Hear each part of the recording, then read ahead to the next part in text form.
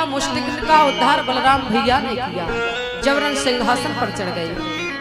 कंस के केशों के बाल, बोले महाराज सर के केश पकड़े। कंस कहता छोड़ कन्हैया, छोड़ लाला।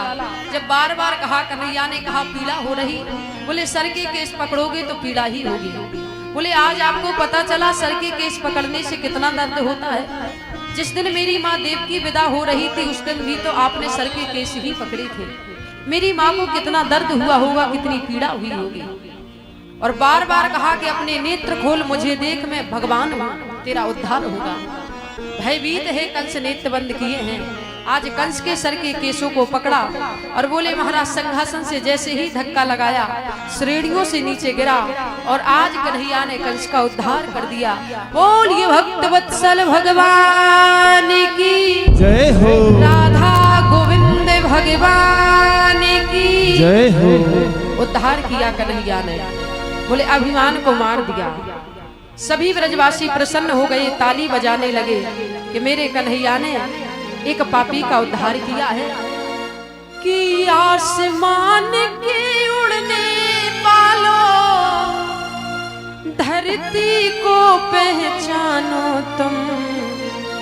कि आसमान के उड़ने वाले, धरती को पहचान, किसी का रहा नहीं अभिमान। किसी का रहा नहीं अभिमान, किसी का रहा नहीं अभिमान, किसी का रहा नहीं अभिमान, किसी का रहा नहीं अभिमान।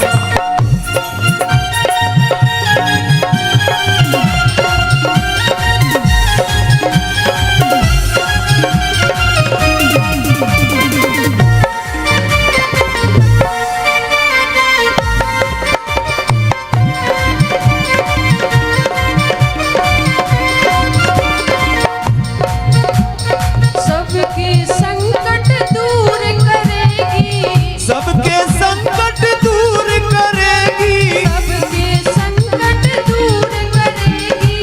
सबके संकट दूर करेगी। वो बरसाने वाली बजाओ, जय हो, बजाओ राधा, बजाओ राधा नाम की ताली। बजाओ राधा, बजाओ राधा नाम की ताली। आनंद लेते हुए श्री हरि।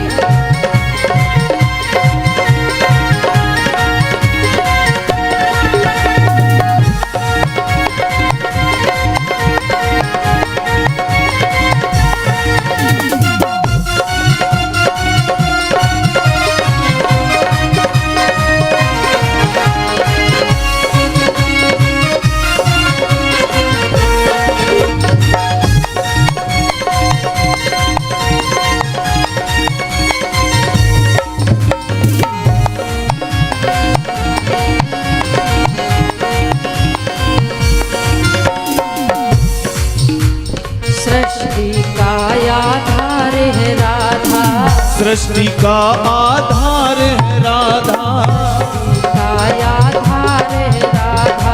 सृष्टि का आधार है राधा, जीवन का आधार है राधा। राधा नाम है जिस रसना पर, राधा नाम है जिस रसना पर।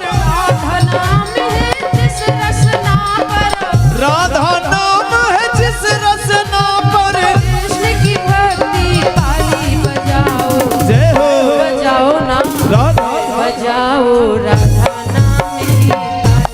बजाओ राधा नाम की ताली, बजाओ राधा नाम की ताली। आनंद लेते हुए श्री हरि।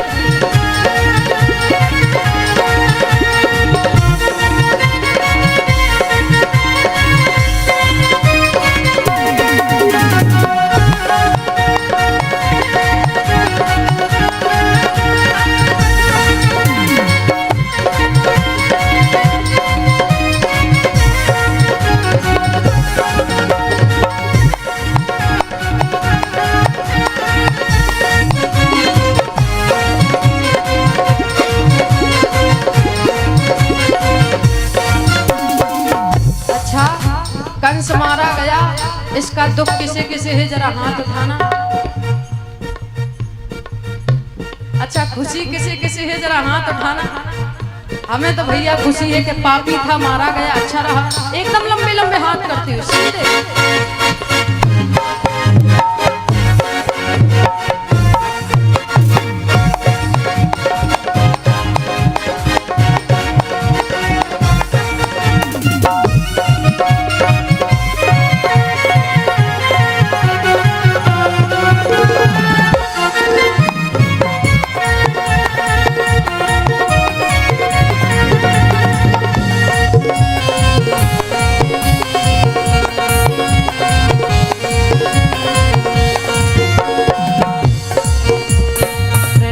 सुधा बरसाने वाली, प्रेम सुधा बरसाने वाली, करुणा रस झलकाने वाली, प्रेम रस झलकाने वाली, तन मन शीतल कर जीवन में, तन मन शीतल कर जीवन में, तन मन शीतल कर जीवन में, तन मन शीतल कर जीवन में, भर देगी खुशहाली। बजाओ जय हो, बजाओ जय हो, बजाओ ना, बजाओ राधा नाम की ताली, बजाओ राधा नाम की ताली, बजाओ राधा नाम की ताली।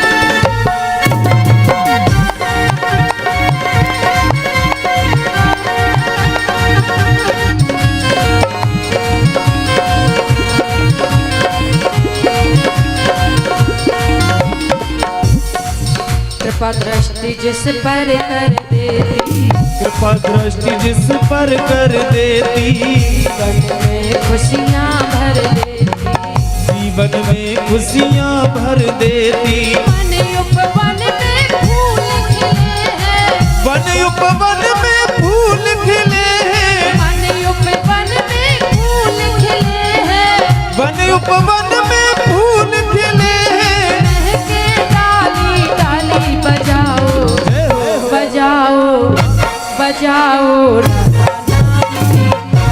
बजाओ राधा नाम की, बजाओ राधा नाम की ताली, बजाओ राधा नाम की ताली, बजाओ राधा नाम की ताली, बजाओ राधा नाम की ताली, बजाओ राधा नाम की ताली, बजाओ राधा नाम की ताली, बजाओ राधा नाम की ताली। आज कन्हैया ने कंस का उद्धार किया, ब्रजवासी प्रसन्न हुए। मैया यशोदा मैया देवकी के पास गए, कारागृह से मैया देवकी को बंधन से मुक्त किया। हाथों में जो हथकड़ियां थी खोली, पैरों में जो बेड़ियां थी उन बेड़ियों को खोला। बोले महाराज, बाबा जो वसुदेव थे उन्हें भी बंधन से मुक्त किया।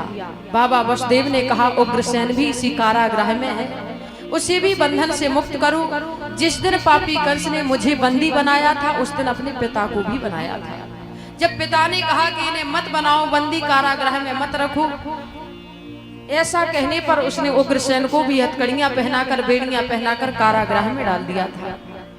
आज उग्रसेन के पास गए, हाथों से हथकड़ियां खोली, पैरों से बेड़ियां खोली और कहा कि क्षमा कर देना, आप मेरे हाथों से आपका पुत्र मारा गया। तो उग्रसेन ने कहा कि वो पापी था। और रामचरितमानस कहती है, बोले जास राज प्रिय प्रजा दुखारी, सो नृप अवस नरक अधिकारी। बोले जिस राजा के राज्य में प्रजा दुखी रहे वो राजा नरक में जाने का अधिकारी होता है। और आपने मारा, हमें इसका कोई खेद नहीं है, कन्हैया राजा आप बन जाओ। कन्हैया ने कहा नहीं महाराज, राजा हम नहीं बनेंगे, राजा तो आप ही बनेंगे। और उग्रसेन को गद्दी पर बिठाया, राजा बनाया।